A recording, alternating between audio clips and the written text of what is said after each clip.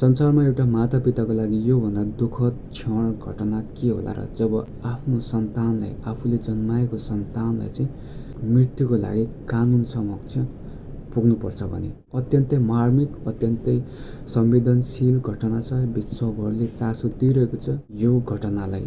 उनी हुन् हरिश राणा, एकदमै होनहार 22-23 वर्षको युवक। आफ्नो सपना, आफ्नो मातापिताको सपना पुरा गर्छु भनेर इन्डियाको गादियाबाजमा जब उनी इन्जिनियरिङ पढ्न भनी गएका हुन्छन्। एक दिनको कुरा हो, उनी पढ्ने कलेजको 4औं तल्लाबाट उनी अचानक खस्दछन्। उनको दुर्घटना हुन्छ। भाग्यवश भनौँ वा के भनौँ, उनी त्यो दुर्घटनाबाट बच्छन्। तर दुर्भाग्यको कुरा भन्नुपर्दाखेरि उनको दिमाग बाहेक शरीरको सबै अङ्गले चाहिँ काम गर्दैन, यानि कि उनी कोमामा पुग्दछन्। यो घटना 2013मा घटेको थियो। आज 2026सम्म आइपुग्दा 13 वर्ष भइसकेको छ। आजभन्दा पहिला 2022मा चाहिँ हरिशका मातापिताले चाहिँ उनको इच्छा मृत्युको लागि हाइकोर्टलाई रिक्वेस्ट गरेको थियो। तर त्यतिखेर त्यो रिक्वेस्टलाई त्यहाँको हाइकोर्टले अस्वीकार गरेको थियो। यो कुरा कानुन विपरीत हो, यस्तो प्रकारको सजाय हामी दिन सक्दैनौँ भनेर त्यो रिक्वेस्टलाई चाहिँ खारेज गरिएको थियो। तर लगातारको ट्रिटमेन्टद्वारा पनि उनी अब कहिले नफर्किने र उनी निको नहुने जब डाक्टरले उनीहरूलाई बताए, तब पूर्ण उनीहरूले हाइकोर्टलाई रिक्वेस्ट गर्न पुगे र अन्ततः 2026मा चाहिँ हाइकोर्टले यो उनीहरूको छोराको इच्छा मृत्युलाई चाहिँ एक्सेप्ट गरेको छ। अब हरिशले चाहिँ इच्छा मृत्यु पाउने भएको छ। यो एथेनेसिया चाहिँ कस्तो हुँदो रहेछ भन्दाखेरि, जब मान्छेको शरीरले पूर्ण रूपले काम गर्न सक्दैन, आफूद्वारा सक्दैन र उनी पूर्ण रूपले निको हुन सक्दैन भने चाहिँ त्यस्तो व्यक्तिहरूलाई चाहिँ दिइने एक प्रकारको सजाय रहेछ। अब यसमा चाहिँ दुई किसिमको हुँदो रहेछ।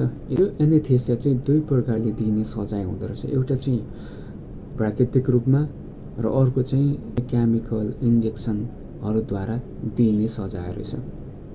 अब हरिशको केसमा चाहिँ प्राकृतिक रूपमा दिइने भएको छ। त्यहाँको कोर्टले चाहिँ त्यो निर्णयलाई चाहिँ सर्वमान्य गरेको छ।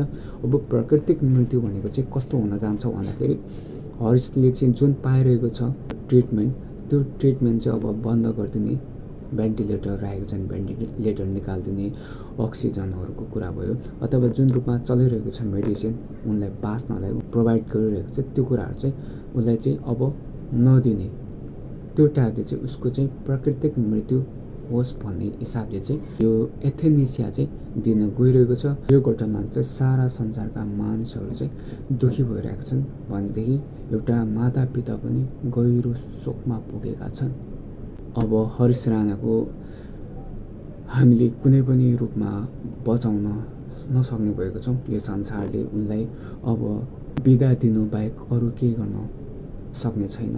उसलाई हामीले अब ठुलो मृत्युको मुखमा पुगेको, जानी पुर्याइएको देख्न बाहेक अरू केही गर्न सक्ने छैनौँ। अब जे जस्तो भयो भने उसलाई राम्रो तरिकाले जाओस्, उनले जहाँ जान उसको सुन्दर शरीर, सुन्दर आत्मा चाहिँ अब राम्रो ठाउँमा जाओस्, उसको आत्मा चाहिँ स्वर्गमा रहोस्, यही भन्न सक्छौँ। यही प्रार्थना छ।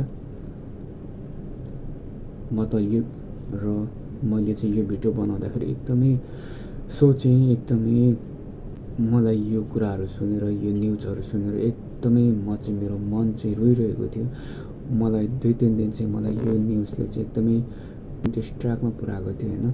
एकदमै म सोचिरहेको थिएँ, मलाई राम्रोसँग केही गर्न मन लागेको थिएन। मैले अरूतिर ध्यान कन्सन्ट्रेट गर्न सकिरहेको थिइनँ। खालि त्यही बारेमा, त्यही उसकै अनुहार चाहिँ आइरहेको थियो, उसकै मातापिताको अनुहार आइरहेको थियो। किनकि मातापिताले 13 वर्षसम्म लगातार उसको उपचारको लागि धेरै खर्च गर्यो होइन। एउटा बुवाले चाहिँ स्यान्डविच बेचेर उसको छोरालाई चाहिँ उपचार गरिरहेको थियो। यहाँसम्म भनेपछि कति साह्रो दुःख गरेको थियो होला, कति धन सम्पत्ति सिद्ध्यायो। त्यो ठुलो कुरा होइन। मातापिताले सर्वस्व त्याग्छ आफ्नो सन्तानको लागि होइन। त्यति साह्रो गरिसकेको, कङ्गाल भइसकेको, सडकमा आइसक्यो र पनि आफ्नो छोरालाई चाहिँ, आफ्नो सन्तानलाई चाहिँ फेरि पूर्ण रूपमा नपाउने भनिसकेपछि त्यो मातापिताको मन के भयो होला। सो अन्त्यमा फेरि त्यही भन्न चाहन्छु, जे जस्तो भयो भइहाल्यो। अब कुनै पनि मातापिताले आफ्नो सन्तानको लागि एउटा मृत्यु जस्तो कुरा चाहिँ सन्तानको लागि माग्न चाहिँ न्यायालयमा जानु नपरोस् भन्न चाहन्छु।